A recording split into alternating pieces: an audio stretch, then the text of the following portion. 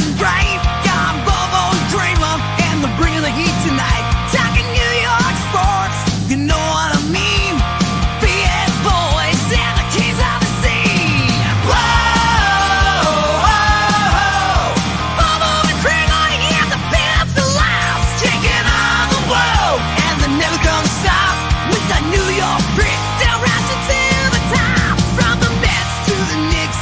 They got all the scoop, pouring out the passion, yeah, they're leading the truth. Every episode party, grab your friends and cheer. In this podcast palace, we got the atmosphere. Whoa, whoa, Bobo and Cramer, yeah, the stand of the lost, taking on the world, and they're never gonna stop with that New York grit, rising to the top, get loud.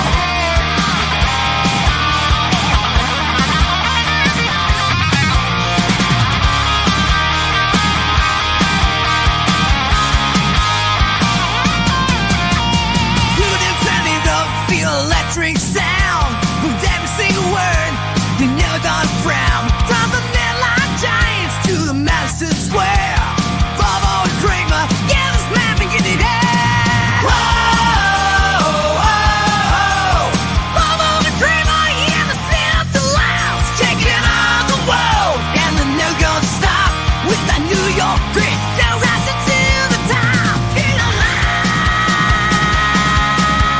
Yeah, the best in the house is where the legends play. Bobo and Cramer, leading the way. Breaking plastic slides, shout it out loud. And the best in the house, we're rocking the town. And the best in the house, we're rocking the town. And the best in the house, we're rocking the town. And the best in the house, we're rocking the town. And that's right, everybody. Welcome back once again to another edition of the Best Seat in the House podcast. As always, I'm your host, Rob Kramer, joined by my co-host, the great Daniel Bobo Curlin. And Dan, how you doing today, buddy? One thing I gotta say, I played these games before!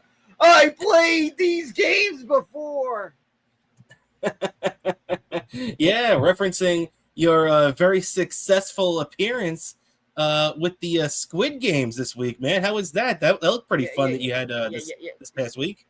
Yeah, that was just a little pop-up thing they did. They did in Brooklyn, somewhere at a park in Brooklyn. They did a thing or recreation of some of the games and Squid Games, and I won the thing. Just won some nice little Squid Game prizes. But it was pretty fun if you were a fan of the show, and they had us wear these shirts, like the things that had like a random number on it. If you've seen screen caps on the show, you've seen people wearing shirts, characters wearing shirts like this.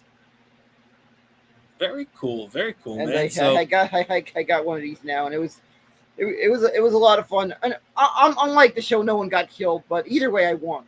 So, unlike the show, no one got killed, but either way, I won.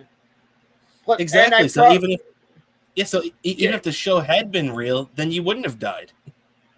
Yeah, exactly. And I probably may have. I ate some Korean barbecue after that because they had like a Korean barbecue food truck. So I had some Korean barbecue after that, and I may have drank a couple of soju samples after that. All right. I think you earned it. A little heads up. Soju samples. I mean, soju hangovers are those are big hangovers. Yeah, no doubt about it. But very cool that you had a good time there. And you definitely had a better time there than our Mets have had over the last week or so. It's been a very difficult stretch for the Mets, and that's where we're going to kick things off right here on this show, Dan. And yeah, man, definitely a rough go of it last week. Mets, came into the last week and a half riding high. They were playing great baseball. They had won 15 of 18. And then they started a series in Atlanta, and we all got flashbacks of every bad series that has ever happened in Atlanta since they opened Turner Field back in 1997, all the way from, losing the last 5 games of the year there in 1998 to John Franco spiking the ball in a game in July there one year, to just all the nonsense that has transpired down in Atlanta for the New York Mets. And it didn't get any easier. They end up getting swept there. They go to Philly afterwards. They take 2 out of 3. Or I'm sorry, they dropped 2 out of 3, winning only the Saturday game. And, things were pretty bleak coming home, but you were hoping that maybe after a day off this past Monday that the Mets were starting to get themselves back in action. It wasn't the case, as they end up dropping the game on Tuesday, dropped the game on Thursday.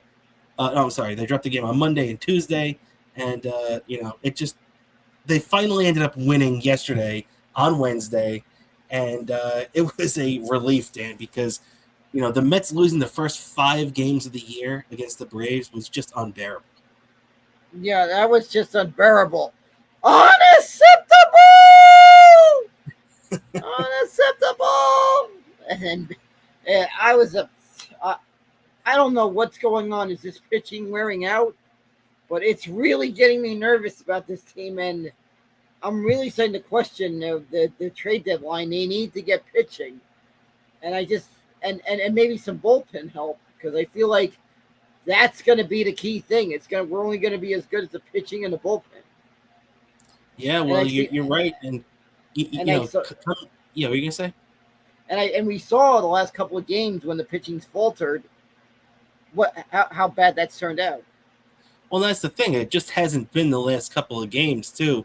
We've seen a 10 to 15 game sample over the last couple of weeks where the Mets team ERA is over 6. Coming into last night's game, during that stretch, it was 6.37. Now, Clay Holmes actually went out in the game last night and threw pretty good. 5 innings pitched, 3 hits, 1 run, 4 walks, 2 Ks. Still, not as deep in the game as you'd like. You would have much preferred if he could have gone out there. When you were watching the game last night, Dan, what did you think? Because although I did see, he had a couple of guys on in the 5th inning last night. He did, it was very hot at Citi Field last night. He labored through 5 innings, through 97 pitches. But I kind of felt like, man, you pushed him last time. He threw a career high 103 pitches in his last outing.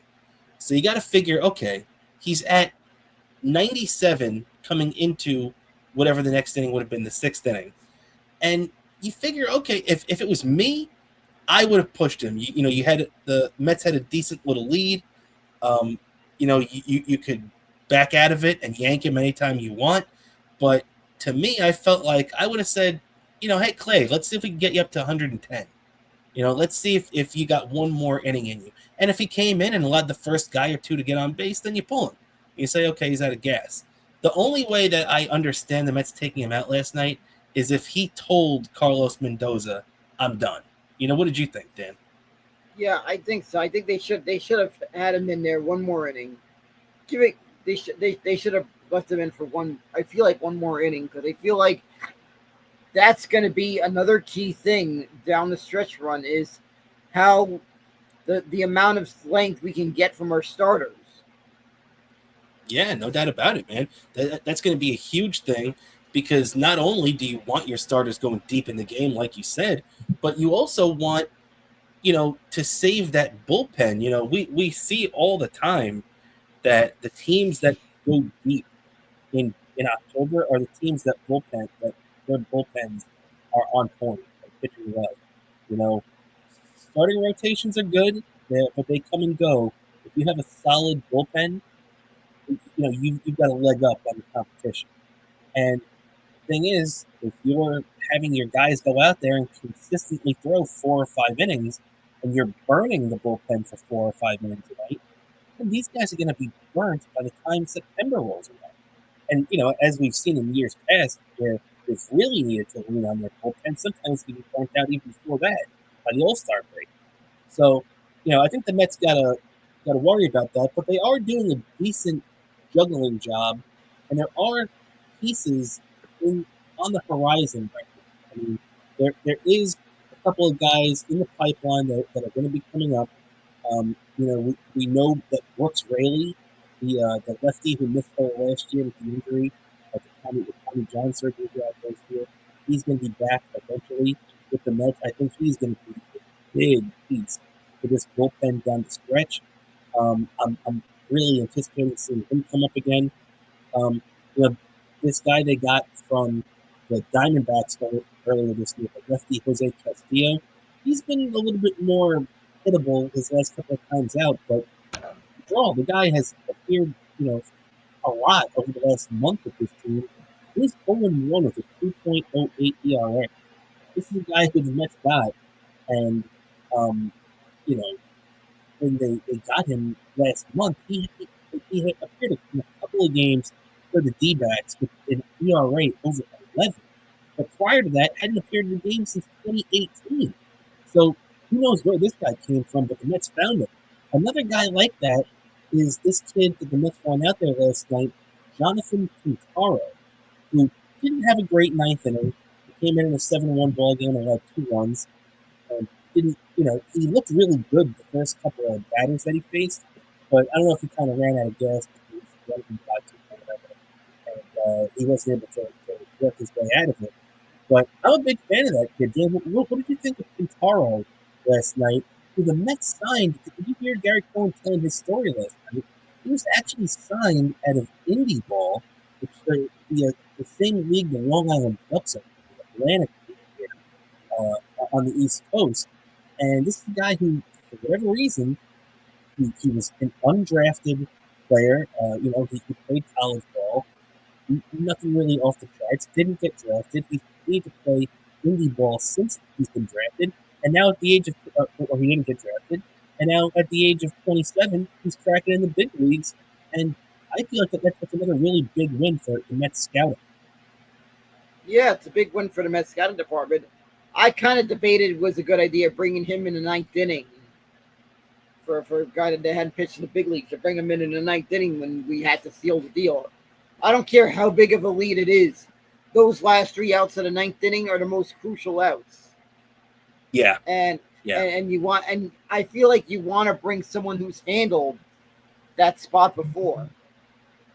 Also, Dan, by the way, too, as me and you are sitting here discussing this, and I do agree with you on that point, too. You're definitely right. When I saw this kid coming in, although I was excited to see his stuff and what it looked like, it did worry me. They're bringing in a rookie in his first major league appearance to try to nail that down. But I did want to ask your opinion. So the Mets are playing the Braves right now, just getting underway at Citi Field. Grant Holmes against, pitching for them, going against the Mets tonight. And, the thing that I found very interesting is Francisco Lindor just pops out to the left field. Warning track power there, just missed it. But when you look at this game tonight, the interesting thing to me is the Mets are wearing their blue New York, the new uniforms they have this season that they've primarily worn on the road this year because it says New York. It appears to be more of a road style uniform. The Mets have so many uniforms. Why are they wearing this uniform at home tonight? Yeah, they feel like it's weird why they're wearing their road uniform at home. It is a really weird thing I've seen them doing, but they're doing that. Not sure quite why, and it's gonna be interesting if they. I don't know. I hope this doesn't mess up the mojo with the Mets. Yeah, well, I don't think it's going to play that big a factor, but it did catch my eye, a little odd, but hey, nothing that crazy. So hey, if the Mets win tonight, maybe this will be a new tradition for them every Thursday night at home game, breaking these out. But a couple other things, Dan, too. So the Mets finally beat the Braves last night, as we said. They dropped the first 5, beat them last night 7-3 at Citi Field, and this whole stretch where the Mets had lost 10 of 12 games and just looked terrible. They lost a boatload of games in the standings to the Braves and the Phillies. The Mets were 21 games over 500, had a 14-game lead on the Braves. They had it at one point was a 5.5-game lead over the Phillies. Well, that lead now over the Braves is down to 9, and the Mets and the Phillies are deadlocked in a tie for first place. But just as recent as a day or two ago, I guess it was 2 days ago, 3 days ago, whatever, the Mets were 3 games or 2.5 games back of the division. and not looking too great. And it looked like the Phillies were starting to heat up. Mets were obviously on the downward spiral, and that's how quickly things change in baseball. With the one win yesterday, the Mets now have put themselves back in a position where if they win tonight against the Braves, they are back in sole possession of first place. And that's because the Phillies have gone into a funk. They had a scoreless streak that lasted until today, into the eighth inning, that stretched to 22 innings before they broke it. This against the Astros. They got swept by the Astros, lost 2-1, and their offense is obviously scuffling right now. Things aren't going right for the Phillies, and they had a chance to really put the Mets in a bad spot with the way they've played. But Philly kind of let them off the hook, and now if the Mets win tonight, you're back in first place. Well, the Mets better take advantage of this one and keep it up and win every series from here on out, because it's gonna be tough. You're gonna have to win at the same pace as the Phillies win. They win at a crazy pace, so you got to take advantage of it while you can. Yeah, and, especially if they're getting swept. And to try to not get into these long losing streaks, that's going to be the thing that's going to do you in, is these streaks. No doubt about it. If it happens too many times, it does you in. And you can't, you can't get too crazy either way, but you also have to recognize that at some point you got to stop the bleeding. And that's what the Mets did last night with the win against the Braves, to try to, get their boat back level and not taking on water anymore. And hey, that's the situation that they've put themselves in right now. The other thing now too that is going to help the Mets going forward, and I don't see, where are all the people that were so upset about Juan Soto? I had people coming up to me that, in my personal life that know I'm a Met fan, bitching about Juan Soto just as a couple of weeks ago, saying that this guy's a waste of money. There's no reason they should send his ass back to the Bronx. We don't need Juan Soto. He's an overpaid waste of time. This guy, all he does is walk. Really? Well, let's see. Let's take a look at what Juan Soto's done just over the last couple of weeks. And not to mention, he is having one of the greatest single months in the history of the New York Mets. This guy, now, this obviously goes back into late May, too, because we're not completely out of June yet. But you can obviously see where I'm going with this. Over his last 30 games, Juan Soto is hitting .291 with 11 home runs and 24 RBIs. He's the first Met to ever have 9+ home runs and 20+ walks in a month. And he's just killing the ball. And it's even better over, if you shorten it, over his last 15 games, Juan Soto is hitting .314 with 8 home runs. He's just killing it right now. And Dan, this is what the Mets paid for. They didn't pay for him to come out and have a awesome April so everybody could sit here and crap their pants about it. They paid the guy to put up these types of numbers, and that's what he's doing right now. Yeah, exactly. He's putting up the numbers. I said it right off the money with some of you Mets. Some of the fans complain about Soto, and even some Yankee fans saying, "Oh, he's a turn." I said, "You watch, Soto is gonna bounce back big time, and it's finally showing up. He's gotten up to that slow start, but holy shit, he's gotten good at the right time." Yeah, no doubt about it. You could say, even though he only hit, he did hit 2 home runs last night, but even though he only drove in 2 of the 7 runs, you could give Juan Soto a big, pat on the back and a big checkbox next to his name for the show he put on last night against the, against the Atlanta Braves. And and not to mention too, I think a guy that's really benefiting from this is Brandon Nimmo. And I love Brandon Nimmo in the number 2 hole. I love him there in between Francisco Lindor and Juan Soto. I hated Soto batting number 2 at the beginning of the season. I understood why the Yankees did it, but guess what? We don't have Aaron Judge in our lineup. So, I understood why they did that last year. but it made no sense for the Mets to bat Juan Soto 2. You bet Soto 3, you bet Pete Alonso 4, and boom, you've got a pretty damn good lineup right there. And that's what the Mets are showing right now. Even with the bottom half of the lineup being a little iffy because guys are banged up and some guys aren't producing. Obviously, they had Francisco Alvarez go down to the minor leagues. Brett Beatty has been inconsistent since he had a hot streak earlier this year. And we finally saw Ronnie Mauricio get off the schneid last night as he had 3 hits against the Braves and a big performance for him because I think he was really on the chopping block to head back down to AAA with this guy, Mark Vientos, in position to be returning to the lineup tomorrow. So that's it's going to be real interesting to see how they construct the roster going into this Pittsburgh series as a deep flyout against Griffin Canning starts the second inning for the Mets here. And so I'm pumped to see Vientos back in, Dan. And I think Mark Vientos, I'm predicting Vientos to have a big second half. I think he is going to take off again and be that big producer we know he could be. Yeah, exactly. I'm predicting that's going to happen. Also, I think they should maybe have Vientos DH, maybe Morgan Beatty and a Mauricio at their third base, and then have McNeil in the outfield the rest of the way. Might be their best lineup. Could be.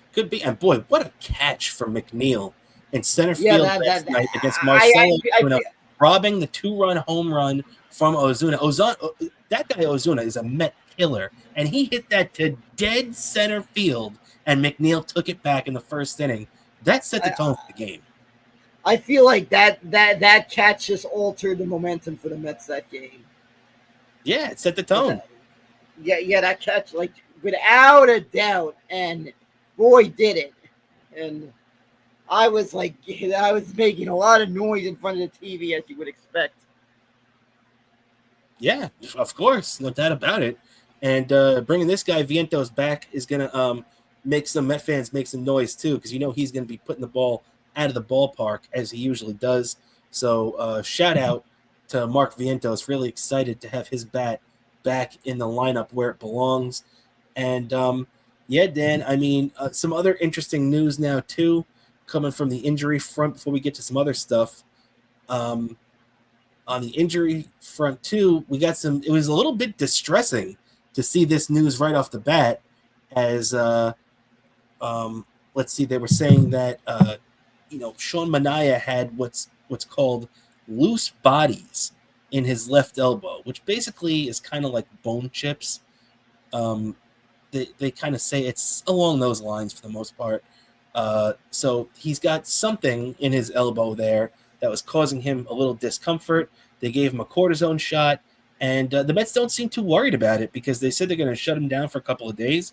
And I just saw Carlos Mendoza, his pregame press conference, speaking with the guys out there at Citi Field, and he said, yeah, we fully expect him to rest for the next day or two, but over the weekend he's going to play catch, and as long as he comes out of that with no issues, he'll be making his final rehab start early next week.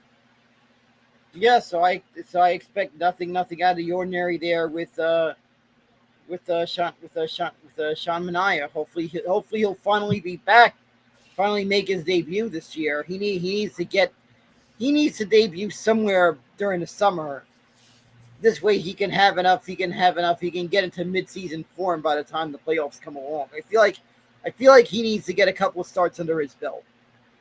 Well, the way this is going, he's going to come back before the All-Star break, and he'll be back, and at least make maybe even 2 starts prior to the All-Star break. So Sean Manaea right now is looking at somewhere between 15 and 20 starts.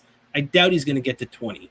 Actually, no, I'm certain he won't get to 20. So let's say between 15 and 17 starts Sean Manaea is going to make in the regular season. And, hey, that's perfect. We saw what he did in the second half last year, and let's hope he can replicate that too as he took that nod from Chris Sale. And interesting stuff on Chris Sale too. Did you see he threw that complete game shutout against the Mets last week in Atlanta for the Braves, and then it turns out he made a diving play. Actually, it wasn't a complete game. It was 8 2/3 innings. But anyway, he made a diving play off the pitcher's mound to save a base hit against the Mets in that game and broke his rib. So he's actually going to be missing some extended time in the second half here, which it hurts the Mets in that it hurt the Mets in that game, but that could really be good for the Mets if the Braves are missing Chris Sale from that rotation for a month or more. Yeah, that's going to be a thing that's going to swing the momentum in favor. And at the same time, you just feel bad for Chris Sale. That guy, he's Mr. Glass.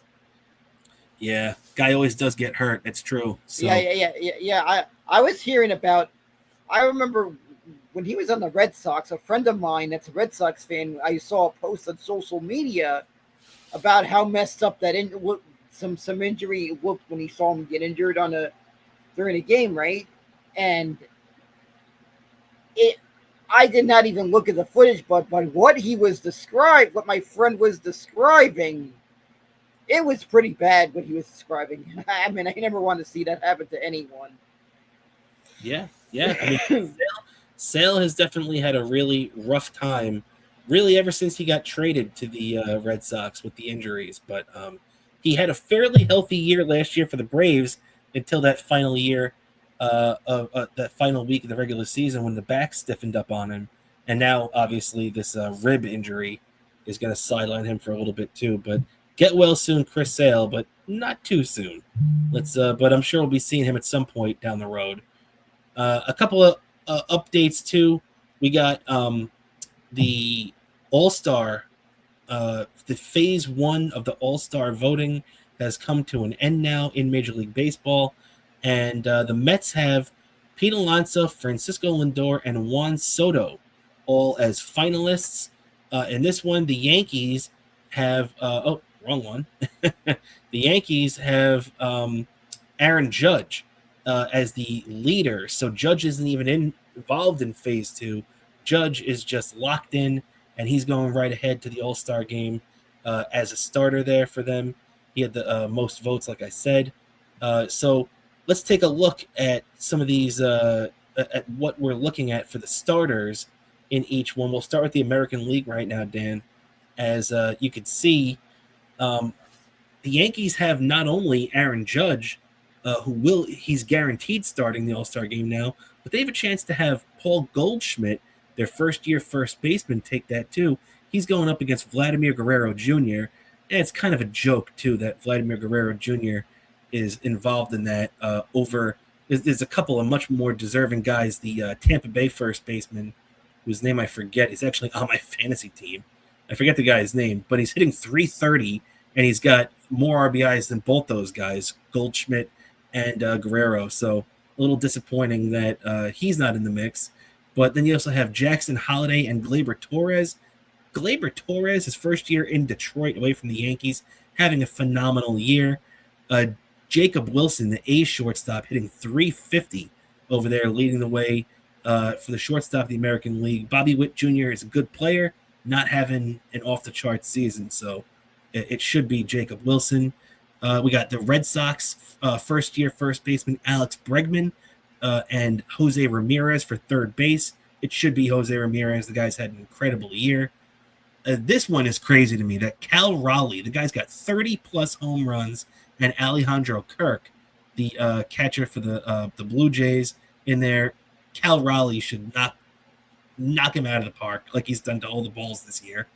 And then for the DH and outfield spot, DH is just really weird. The American League DH to be up for Ryan O'Hearn and Ben Rice is just ridiculous. Ben Rice, the Yankees, so the Yankees actually have a chance to have 3 starters, but it's probably going to be Ryan O'Hearn, but Rice has a shot with the pinstripes on his back.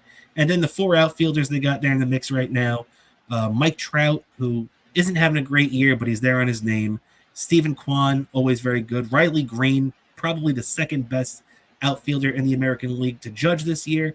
And Javier Baez, yes, that Javier Baez, the former Met, now an outfielder for the Detroit Tigers, is having a decent year. for himself there. So what do you think about the AL finalists, Dan? Yeah, they kind of got it. I think they got it right a bit for the most part. Is there anybody that you feel has been left out? Nah, I don't really feel like anyone's really been left out. I feel like this one they got it right. Okay, yeah, I mean you can't really argue that. The only guy for purposes, because I think Jackson Holiday is a really good player too, but not having an All-Star year, I probably would have thrown Jose Altuve in there. But hey, you can't really argue with these numbers or with these players. So definitely with you on that. The American League has it pretty right at this point. Now let's take a look at the National League, Dan. As we mentioned, the Mets have a couple of finalists in there. Alonso, Freddie Freeman. Look, I respect the. I hate the guy, but I respect the hell out of Freddie Freeman. He is a Hall of Famer, no doubt about it. First ballot, Freddie Freeman should be in the Hall of Fame, no exceptions. Him leading Pete Alonso in All-Star votes right now is just insane. His batting average is 15 points higher, something like that. He's got less than half the amount of home runs Pete Alonso does, and he's driven in 25 less runs. Let's be honest. It shouldn't even be close. It's a joke that Freddie Freeman is leading Pete Alonso right now. As you keep going down the list, Tommy Edman. Tommy Edman's not even having a good year. He's got that Dodgers stink on him, just like Freddie Freeman.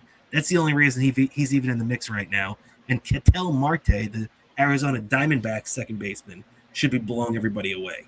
Same thing with this too. Mookie Betts. Mookie Betts is not. First of all, he's barely played shortstop, and he's not even had a good year. So he's been hurt. He's been inconsistent. He's on there. Name alone, Lindor should blow him away. Same thing on this. Max Muncy. First of all, Manny Machado should be in the mix, but the guy that should be in that spot instead of Max Muncy is Eugenio Suarez. The guy for the Arizona Diamondbacks this year has 25 home runs. He's killing it. He's driven in 60 runs. For Max Muncy to be in there over Suarez is a disgrace. So that's a joke. When you look at the catcher spot, Will Smith has had a great year. Carson Kelly started off really good, which is why I think he's still in the mix right now. But Carson Kelly shouldn't be in there right now. The guy that should be in that spot is the Colorado Rockies catcher, Hunter Goodman. He's had a much better year than Carson Kelly. Ronald Acuna Jr. has only played for a month, so once again, just a joke. This guy's in the mix there.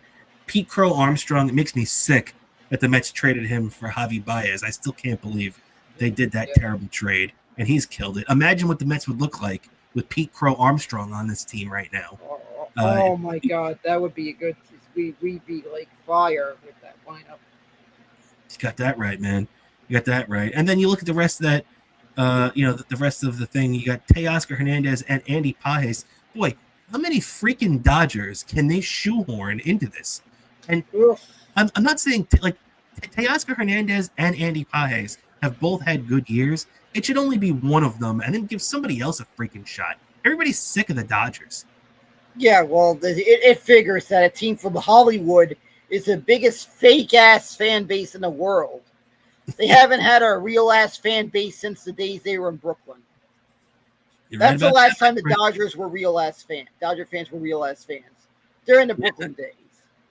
I'm with you, man. And then, obviously, Juan Soto is in the mix right now. He's got a shot. And Soto, I think, has a real shot to start.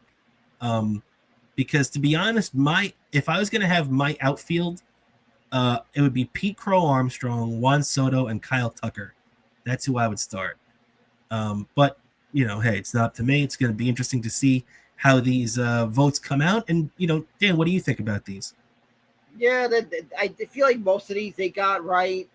Maybe they got a little bit wrong a little bit in the outfield because Acuna hasn't really been playing that much. So maybe that one I'm kind of questioning a little bit. But I feel like for the most part they got it right. Maybe catcher they should have got it right. That guy in the Rockies you mentioned. Yeah, and even Max Muncy and Tommy Edman being in there are just ridiculous. Yeah, exactly. It's a joke. It's a joke. And it'd be nice if enough Met fans actually vote for your guys already. There we go. Yeah, man. Not just Lindor, because Lindor should be starting. Let's not be honest. Let's not be crazy about this. Francisco Lindor should guaranteed be starting. Pete Alonso should guaranteed be starting. They should both be locked in. No thoughts about it. These guys are starting. Now, Juan Soto, I would like to see Juan Soto start. I understand why he wouldn't, though, if he doesn't. Like, I understand that. He got off to a bad start. He's been really hot over the last month, but I understand, that early thing, the early slump could have hurt him. I get that. But we both know, Dan, that the starters should be Pete Alonso and Francisco Lindor, guaranteed. Yeah, exactly. And I have it that without a doubt, Pete Alonso is going to be, even if he isn't a starter, he's going to be a lock to be in the All-Star game this year. He's having a historic season, and he's on pace to be making the Mets history this year. Yeah, it's true, man. It's true. And Bo, looks like you got some fans in the audience right here. As Lee Slater throwing it out there, saying, "So true, get him, Bobo," and she's right about that. Thanks for hanging out with us, Lee. And also our buddy PhD in the chat in here saying, "Get him, Bobo, get him." So thanks for hanging out with us, guys. We appreciate it here on this Thursday evening. Still a little bit to get to. Now, obviously, the game's going on right now. Top three, still no score. Braves just got a leadoff base hit to kick things off here, so we'll keep you updated as it's going along. But one last thing on the Mets before we officially turn the page is, Dan, what would you give a grade to the Mets for this first half? Now, my breakdown for this is if we did this, 2 weeks ago, I'm saying an A-. I'm saying an absolute A-, no doubt about it. An A+ or an A is tough to get, but I would have given them an A-. But after the last 10 to 12 games, a little bit more than that, and seeing their struggles and everything, it's not quite an A for me. It's probably more of a B. What would your grade be? Probably a B+ to start the first half. I feel like they're getting there, but I feel like there's a lot more they need to do to be there, especially the second half, especially in the pitching department, because I feel like this team is only going to go as far as the pitching can go. Yeah, I'm with you on that. I'm with you. I think can't really argue with you on that at all. So yeah, the pitching, although the pitching has, for the most part, pitched very well. It's only been the last 2 weeks where we've seen the little crack in their armor. So we'll see how that works out. But yeah, basically me and you giving the Mets pretty good grade for the first half. So they earned it. And then after this series concludes tonight against the Braves, they kick things off tomorrow against the Pittsburgh Pirates in Pittsburgh, and David Peterson kicking things off against Mitch Keller, who don't let that 1-10 record, fool you. He's having a bad year, even though a 4 ERA really isn't that bad. But 1-10 with a 4.02 ERA looks bad on paper, but it'd be much better if he was on a team that scored a normal amount of runs. The Pirates have one of the worst offenses in baseball, so Mitch Keller hasn't pitched that bad, but if he was on the Yankees, he'd probably be 10-1. So we'll see how that goes. So I guess the best thing the Mets can do is make sure to not. They need to treat this exactly like a game against a tough opponent. They need to keep this game as low scoring as possible, and take advantage of this. Take these opponents seriously. Yeah, no doubt about it, man. This is an opponent they cannot take lightly. Yeah, even if it is the Pirates. Yeah, and you can't take the Pirates lightly. You're wrong. You're right about that, because let's just look last month. About a month ago, the Mets played the Pirates at Citi Field, and you thought it was going to be a clean, easy sweep. Every single one of those games was a nail biter. Yeah, exactly. And they need to at least take 2 out of. They need to take 2 out of 3. Yeah, they need to take 2 out of 3. And what the heck? Did Griffin Canning fall? Oh no! Fuck! Always this fucking team! All right, let's keep our emotions in check here. I'm sorry about it. You were okay. seeing being a Mets fan in a nutshell. Always this fucking team. Archie, we're screwed. We're screwed. We are Mets. screwed. I thank you, Dan, right now, because I'm telling you right now, if I was not on the air and doing the show with you right now, I'd be a lot angrier. What the heck happened? Did he fall on This his is the head? play that led to it. It was a ground ball, and he stumbled off the mound, and fuck, that is not good. That could be the He's out for the season. He's out for the season. That could be an ACL or not the ACL, the Achilles tendon. It kind of reminds me of what happened to Aaron Rodgers and even Tyrese Halliburton the other day. He's out for the season. He is out for the season. The type of injury that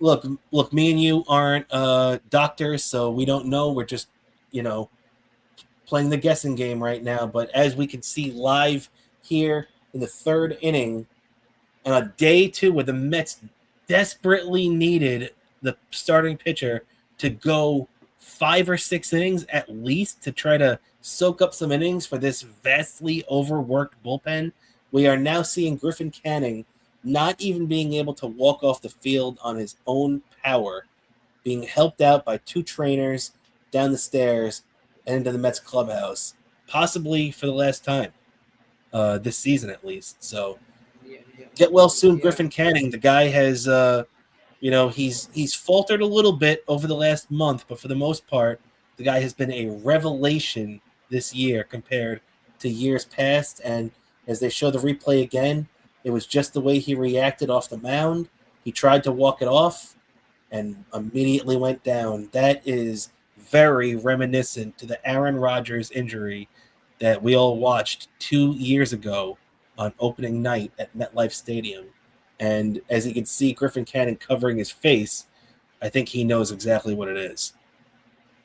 Yeah, he knows. This guy's out for the season. Oh God! Well, and that big nose that dumb big nose GM, get us some fucking pitching, real pitching. Dan, look, we could complain about a lot of stuff right now, but this guy, has built a rotation that right now, as we sit here on June 26th, is still a first place team. So I understand the frustrations with it, and now, hey, we are really getting hit with the injury bug on this starting pitcher, the way they've been doing it. But hey, look, too, we had 0 expectations for Frankie Montas, who just rejoined the rotation earlier this week, and Frankie Montas came off through 5 shutout innings and looked better than any Mets starter has looked in the last couple of weeks. So, as much as I understand the frustration and as much as we want to go out there and maybe trade for Jacob deGrom again, bring it back to this rotation, I don't know if that's coming. And the guys they have here are pretty good as long as they could keep him healthy. But seeing a guy go down like that, not good at all. So get well soon, Griffin Canning. And now this game's gonna take a lot out of me. This game here. It's gonna take a lot out of the Mets because they're gonna have he pitched 2 2/3 innings. So you're gonna need basically 6 1/3 innings out of your bullpen tonight. That's a lot to ask for against a team like the Braves. Oh, great. It's the worst game for a pitcher to get injured in. Yeah. This is screwed. I just hope this isn't throwing in a towel. Well, I don't know about that, but it's not good. And luckily it's still scoreless, so let's hope whoever they bring in can get the last out of this third inning, and maybe the Mets bats can drop the hammer in the bottom half of this inning. So All right. That's a bad note to end the Mets talk on, but unfortunately, that's where it has to come to an end. Let's get into some Yankee Yeah, yeah, talk yeah, right yeah, now. yeah. And I'm sorry you had to see that. You're seeing it exactly what being a Mets fan's like. If you've never seen it before, you're seeing it right now. And it looks like the Mets are bringing in righty Max Kranick. If I can see, it looks like they're bringing him in. So we'll keep you updated on anything going on in the game. But let's turn our attention now to the Yankees, then, as the Yankees had a rough couple of days in Cincinnati, where we were previewing the game the other day when we were doing our Patreon show. If you want to check that out, by the way, patreon.com/Best Seat in the House podcast. It's only $5. We appreciate everybody that's subscribed already. But Dan, you know, it's a big series for the Yankees against the Cincinnati Reds, something nobody has said since 1961 when they played in the World Series that year. And the Yankees weren't able to win the series, but they did avoid the sweep, and they dropped the first two games, the second being an extra, so a little more heartbreaking. But they came out behind their ace last night, dominated 7-1 victory. The Yankees hitting the long ball, playing some good, defense, pitching very well once again from Max Fried, who's probably the leading candidate to start the AL All-Star game from a pitcher's perspective. He threw 7 innings, 4 hits, no runs, 1 walk, and 7 Ks. With the win, he's up to 10-2 with a 1.92 ERA. And you can't say enough good things about Max Fried so far, right, Dan? Yeah, he did. He did. He did. He's done what more than what he's need. What he surpassed the expectations the Yankees were getting from him. He's come back. He's come back very well, and on that end, he the Yankees have so far getting what their money's worth on that end. Yeah, yeah. So far, the first half of the first season out of this contract, the Yankees could not ask for any more than what this guy has given them. Just phenomenal job by him so far. And the thing about the Yankees now too is that we're starting to see them get healthy from a offensive perspective, as we're talking about the Mets pitching injuries, as Max Kranick did just retire the final bat of the third inning there to send it to the bottom of the third now. Now, with the Yankees, the Mets had all these pitching injuries. The Yankees were dealing with a lot of hitting injuries. The Yankees had Paul Goldschmidt was banged up at one point, but they didn't have Giancarlo Stanton at all this year until last week. Jason Dominguez dealt with a couple of little nagging injuries. DJ LeMahieu took forever to finally join this team. Even Jazz Chisholm missed a bunch of time with an oblique injury. So the Yankees were in some bad, way or some bad ways, whatever you want to call it, with their injury and their depth and everything like that. But they're starting to come together. About a week ago, they got back to adding Giancarlo Stanton to this lineup, and man, when you add this guy to the Yankees lineup, it really just changes the whole dynamic of that lineup because while he's not as consistent as Aaron Judge, because Aaron Judge, he's the best player in baseball. This is a guy that is still, even though his numbers have come back down just a little bit in the last couple of weeks, Aaron Judge is still by far the best, most dangerous player in baseball. And, Giancarlo Stanton provides good protection for him, although the Yankees don't like batting them back-to-back for whatever stupid reason. They'll stick Ben Rice in between them, which I hate. But, hey, whatever's working, I guess you can't argue with it. Boone likes it. But the Yankees do look like a different team when they got Stanton in there, right, Dan? Yeah, exactly. They're a different team. They got an extra bat in the lineup, and that's going to be a very key factor down the stretch for this team. The Yankees is how much their offense is going to be a key factor, and they're going to only go as far as their offense can go. Yeah. I mean, their offense is going to play a big role in it, no doubt about it, especially when you're built like the Yankees are. And one of the guys that I mentioned before who just rejoined the team with the injuries was Jazz Chisholm. And, he wasn't really producing early in the year. Aside from he does have the ability to hit that big long ball every once in a while, but he wasn't doing it consistently enough. Well, over the last 15 games, he's gotten a little bit more consistent. He's gotten that average 291, 2 home runs, 7 RBIs. So, he's not killing it. He's not ripping the cover off the ball yet, but his production numbers are going up. And that's a good sign for the Yankees when you're getting a little thump out of the middle of that lineup behind Stanton and Judge. So the Yankees now will turn their attention to the Oakland / Las Vegas / Sacramento, whatever you want to call them, A's, as Mitch Spence takes the hill tomorrow in the Bronx, brings his 2-2 record of the 3.84 ERA into Yankee Stadium against the Yankees rookie Will Warren, who looked like he was on a one-way ticket back to AAA, but he's kind of righted the ship a little bit over his last couple of starts. He's now 4-4 with a 4.66 ERA, lowering his ERA nearly a run during his last couple of starts. So you got to give him credit for that, even though it's still probably a little bit higher than you'd like. That's first pitch tomorrow at 7:05 p.m. So once again, Dan, this is a series. The Yankees are playing a lower level competition team. You got to win this series.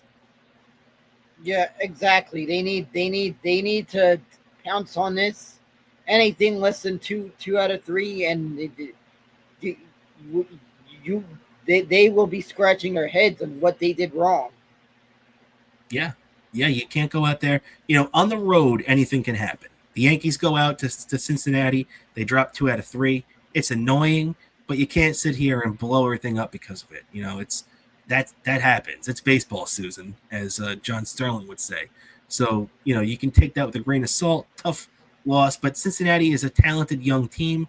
So even though you end up losing that series, just chalk it up to a bad weekend.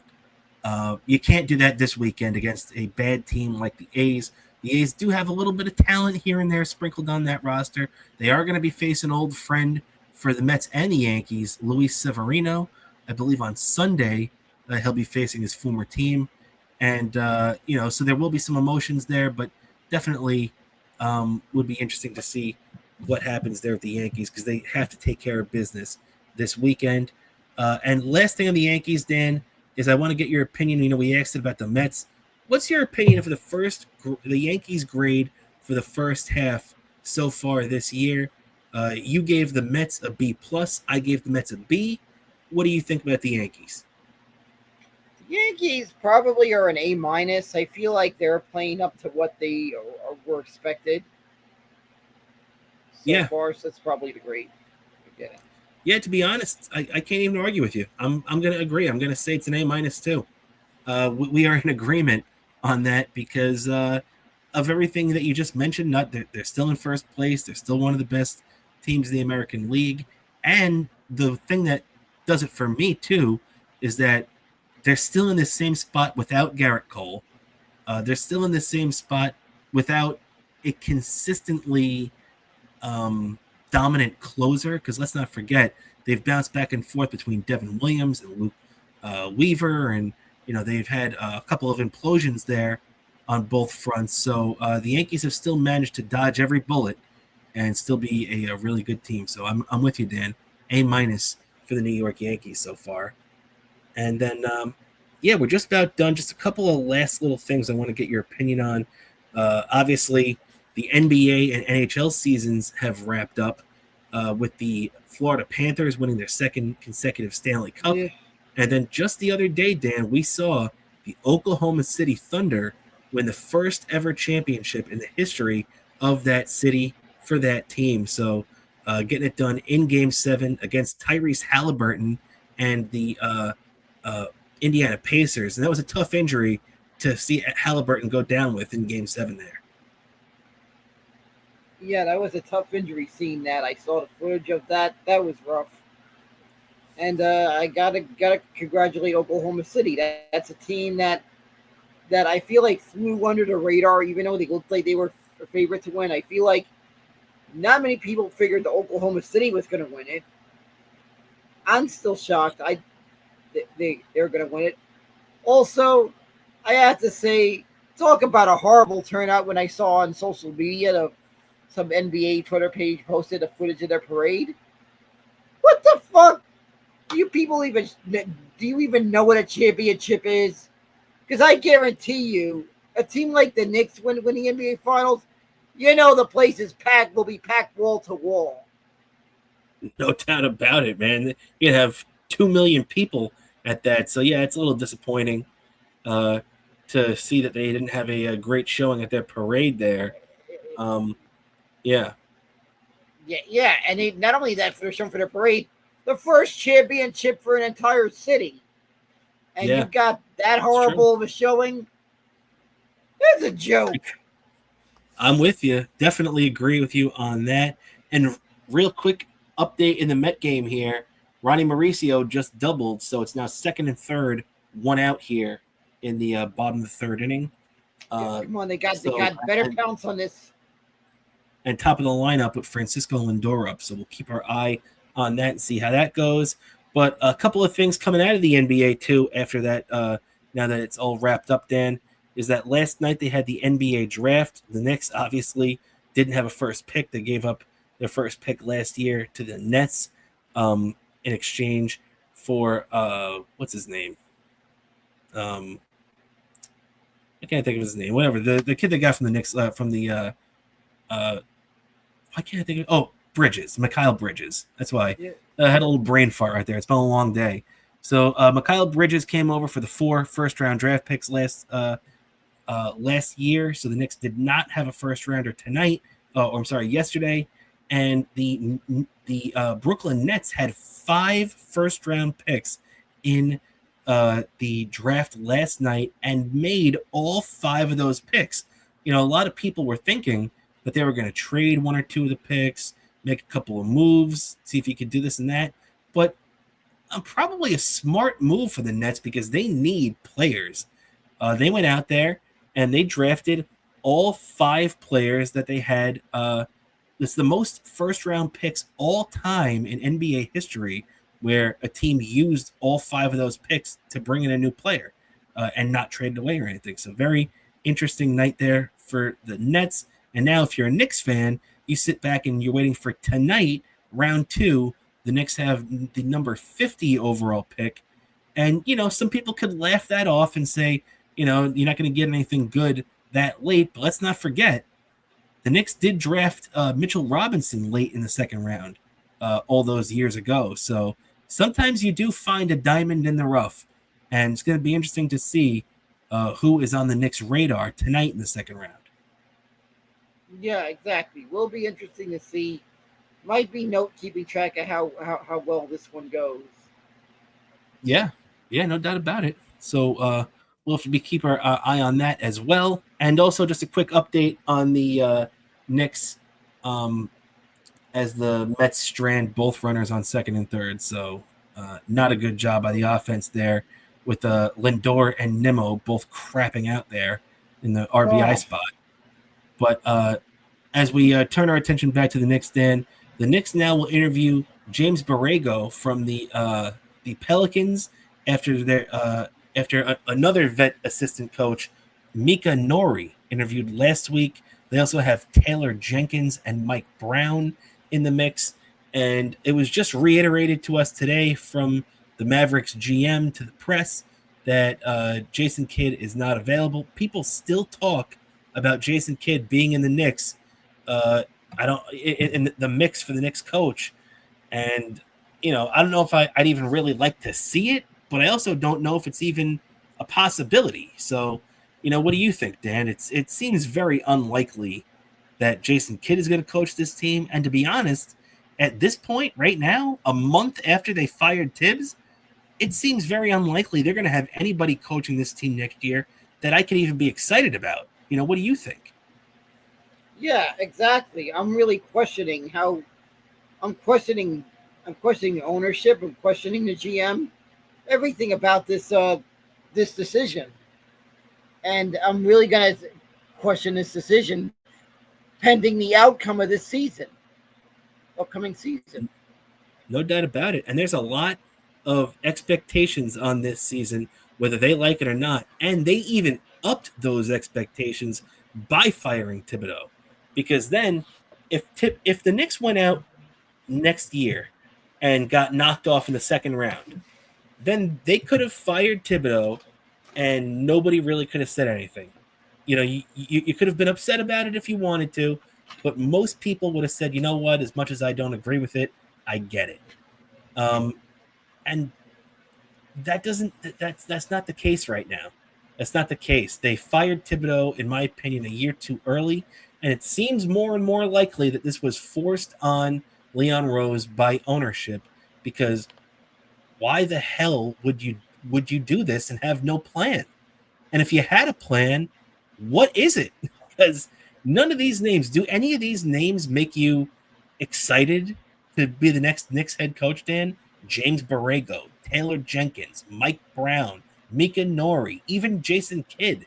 None of these names, Kidd being the mostly because of his, obviously his reputation as a player, but he also had some success with the Milwaukee Bucks as their head coach, and even took the Mavericks to the NBA Finals last season. But none of these guys really make me say, whoa, the Knicks got to get that guy. No, it doesn't at all. Doesn't at all. Yeah. And so, I'm going to be questioning. I'm questioning this whole move all season, and I better not be like scratching my head at what's wrong. We better not be just asking ourselves what's wrong with the Knicks when it gets to mid-season next year. let's hope not, man. Let's definitely hope not. And finally, last thing that we're gonna get to. Yeah, is there something you'd like to add? No, that's about everything I got to say about the Knicks so far. Oh, okay. I thought you were gonna add something.